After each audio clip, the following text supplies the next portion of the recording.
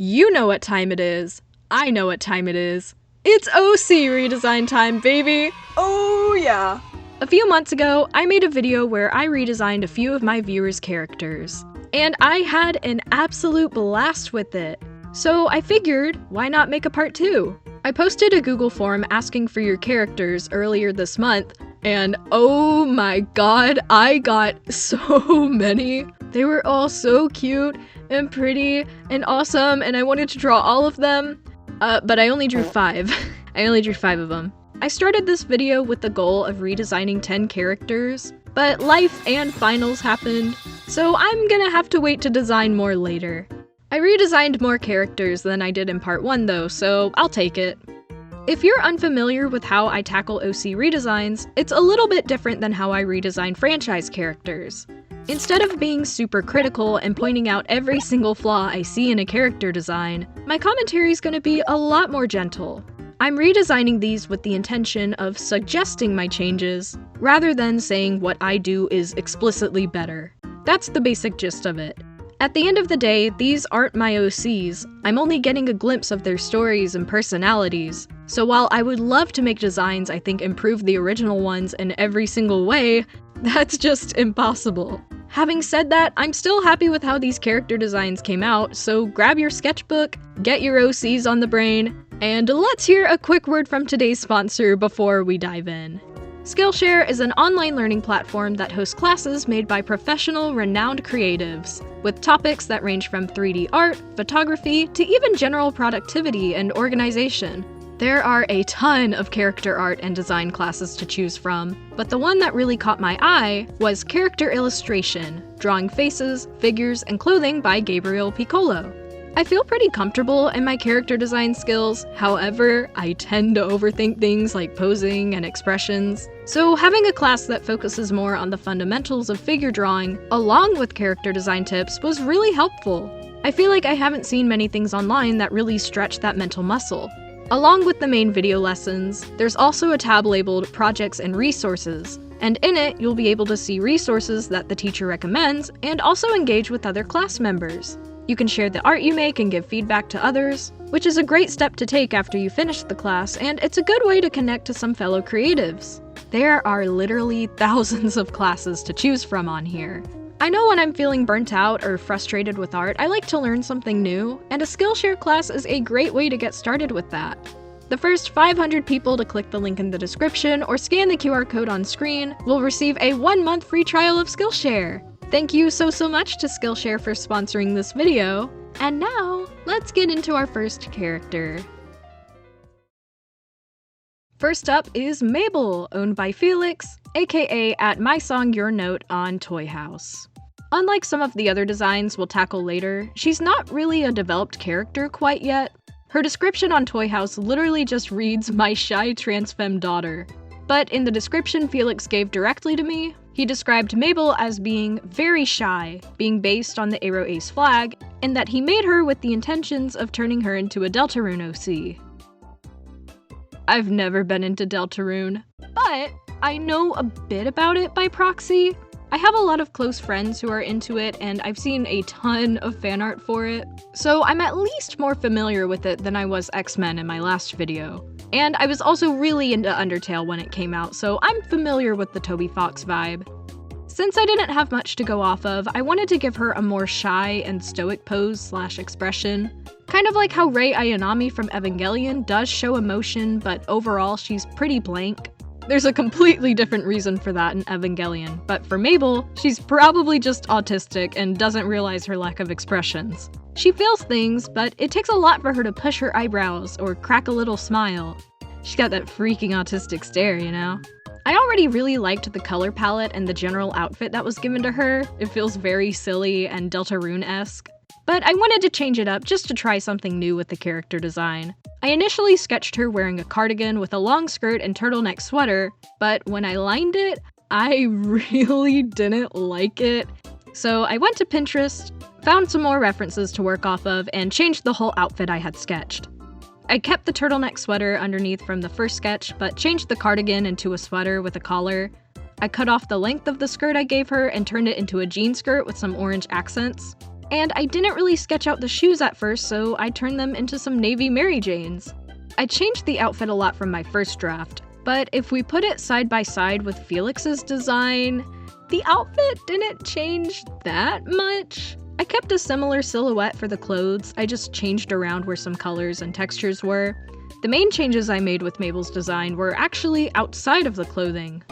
One interesting thing that keeps coming up with these OC redesign videos is my mental debate about style. The style Mabel is originally drawn in is pretty cartoony. She has a chibi head with cute, big, simple eyes, a dot for a nose, and huge, thick glasses. The body proportions are also exaggerated to fit a more cartoon, simple style, and the line art is pretty solid and thick.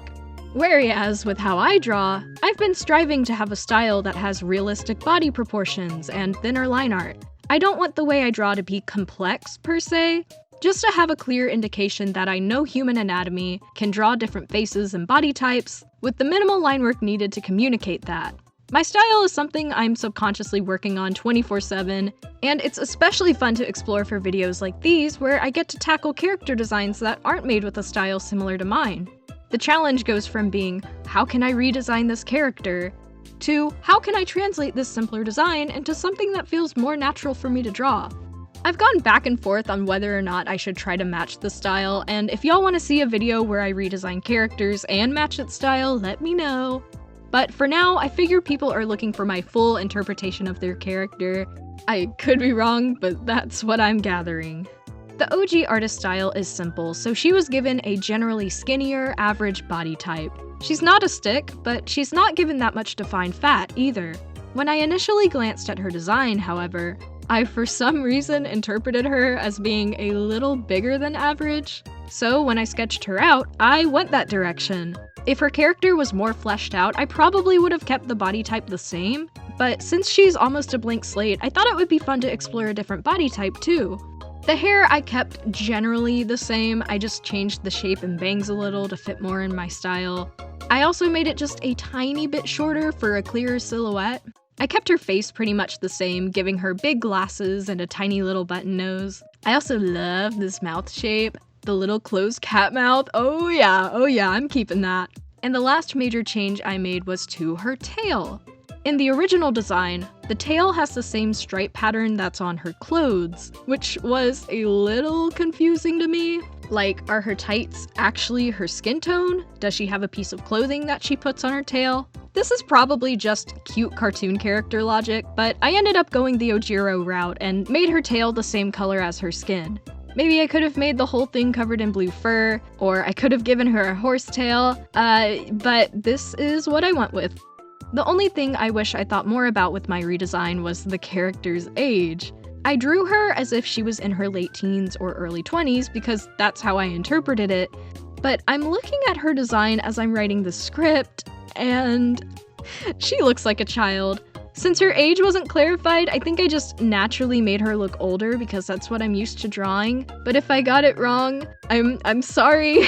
I still think my design looks cute though. Anyways, here is the finished redesigned Mabel! Felix, thank you so much for submitting them. She was a blast to draw.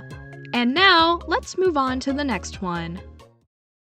Alright guys, it's patron time! Oh yeah! Seraphina was submitted by Bumbly Bumblebee, who is one of my Patreon members. And if you didn't know, $5 and $10 Patreon members are guaranteed to have their characters drawn in videos like these.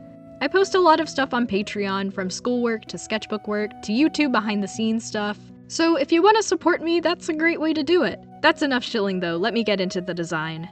Seraphina was a really fun challenge for me, because it's the first time I've had to redesign a character that didn't really have a full design to begin with. All I got was a mood board, her description, and this traditional sketch B did to jot down the character idea. I don't usually pick people who just submit mood boards because, like, that wouldn't be a redesign on my part. You're just asking me to design a character. But since B had a sketch for me to go off of, I was fine with it, and I ended up having a great time with her. Seraphina is described as a traveling elf, trying to find a way to be remembered forever. She doesn't have a lot of money and is only 85, meaning she's pretty young for being an elf. She's lighthearted and helps out magically when she can, but she doesn't have the mana to defeat monsters. She's associated with greens and yellows. And lastly, she is a Frieren OC. I love Frieren. I was actually rewatching it for the 3rd time as I worked on this video. I'm smiling very normally. Seraphina, I know your fandom. I can do you justice. The first thing to do, of course, was to sketch out the initial posing and idea I had. A lot of the characters in Frieren are extremely chill. Even the more energetic and quirky ones are kind of mellowed out. And I think that's just because of how the author writes in general. So I wanted to make Seraphina mainly chilled out with a little bit of excitement going on. Since she's young and just figuring out what she wants to do, I drew her as more of a free spirit, someone who has a pretty fun personality and tries to do a bit of everything. However, she's got a hint of being closed off and unsure of herself. The mood board B gave me was mainly for accessories and smaller details. So if I wasn't sure about something she drew on Seraphina, I had to find a reference of something different.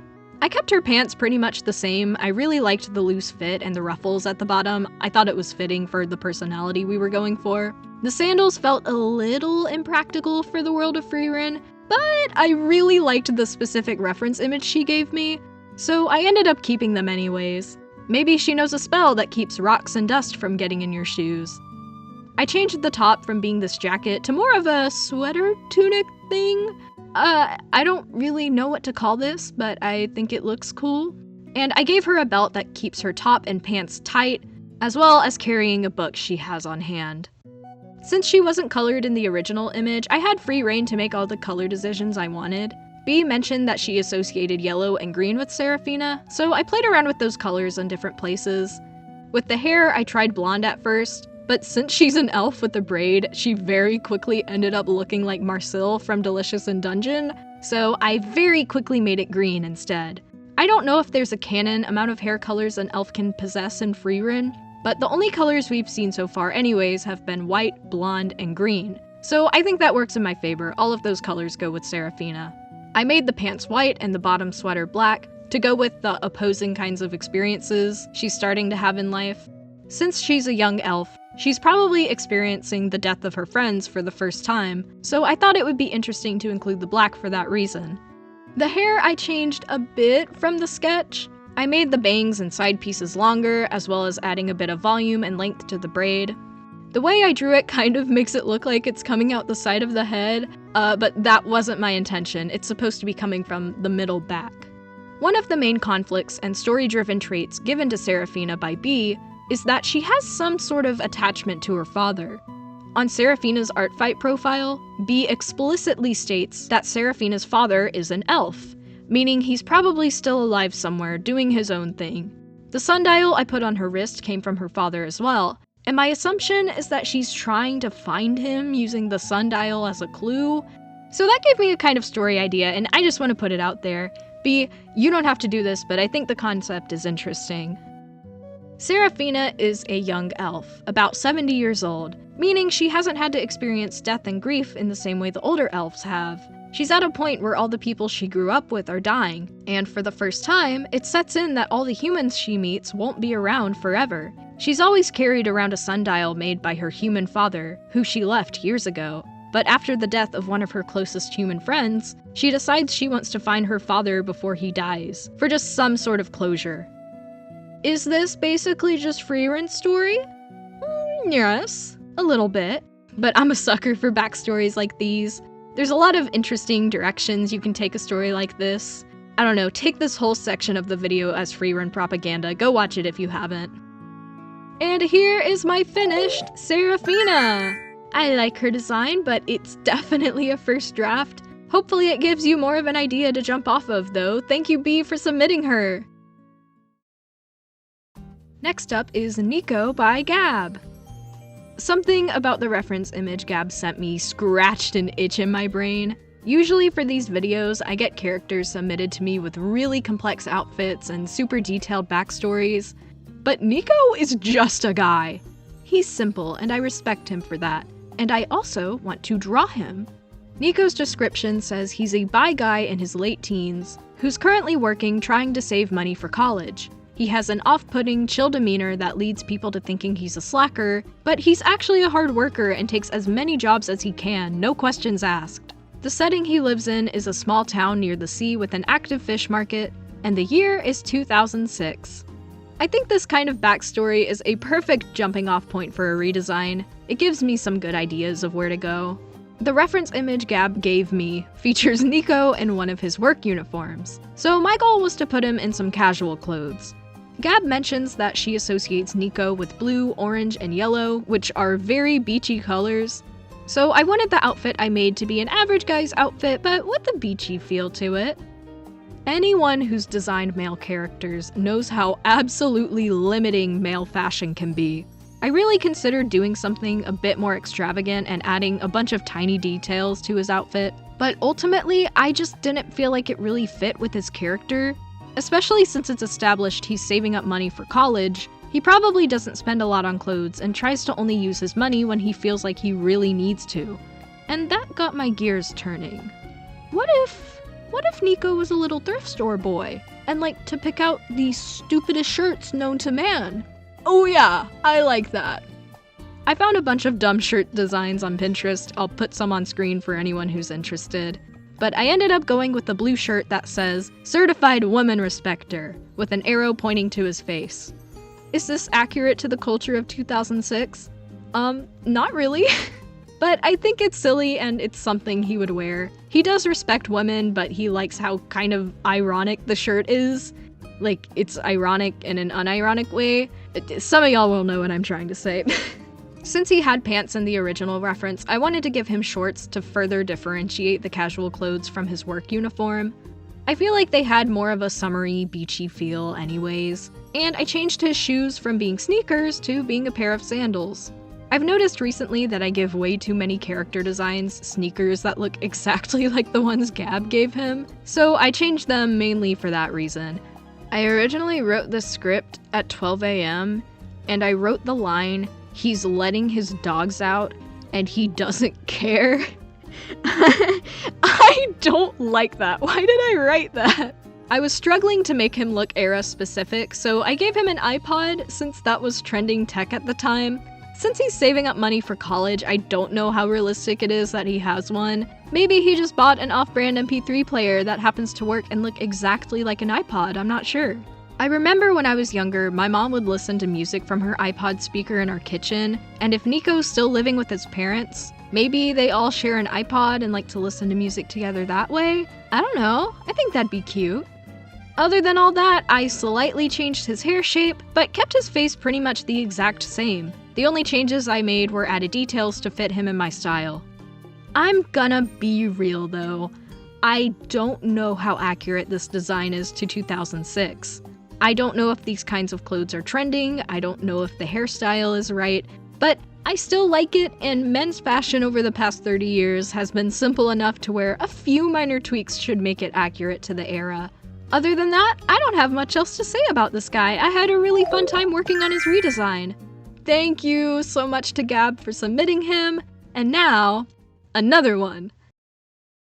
Next up is Sunny by Mayeni, aka @SovaKisser on Twitter, or X, whatever the kids are calling it nowadays.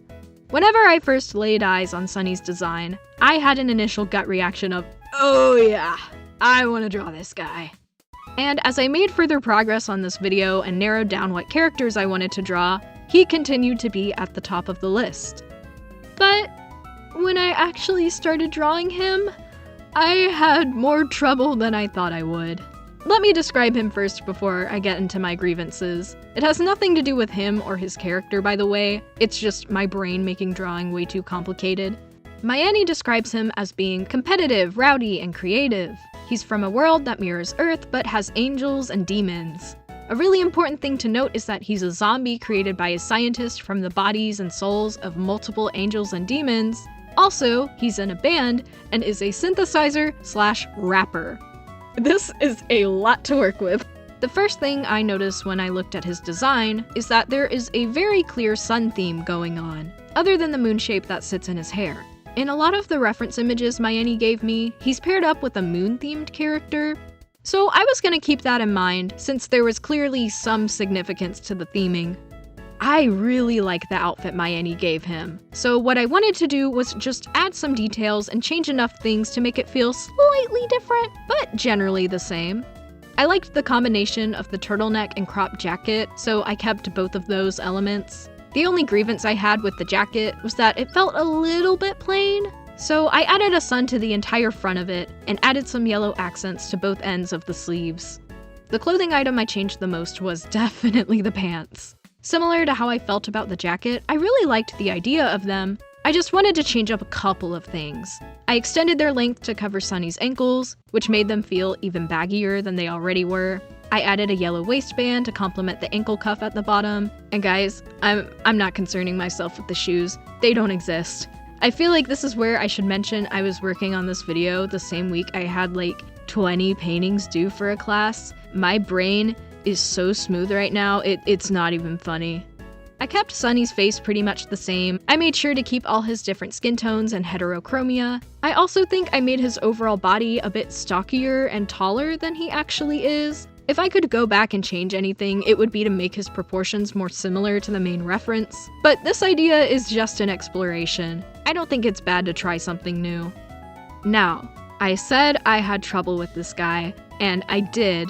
It was mainly with the shading in this piece and just everything going on with his head. Something about the way I drew his hair and his ears and his angel wings. Oh, I was struggling. The hair, I could not get it right. For every piece I've made so far, I didn't do any overpainting just to save myself time, but I had to break that rule to do the hair silhouette first and then the line art. And even then, it doesn't look bad, but I still don't think it looks as good as it could be. I wanted to define it a bit more.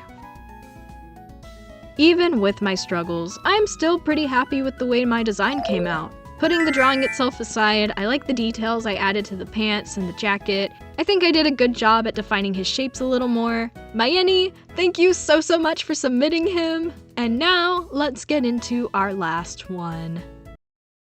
The last character we're redesigning is Mouse by Mono, aka @monobugs on Instagram. This section will be quick because I actually only got to the line art stage, and I'm so sad about it because Mouse is so cute and I care for her so much. Mouse is a selective mute archangel in training who daydreams and loses track of time easily. She's a child of divorce, feels kind of forced and stuck with the role she has in life, and is another character with that awesome autistic stare.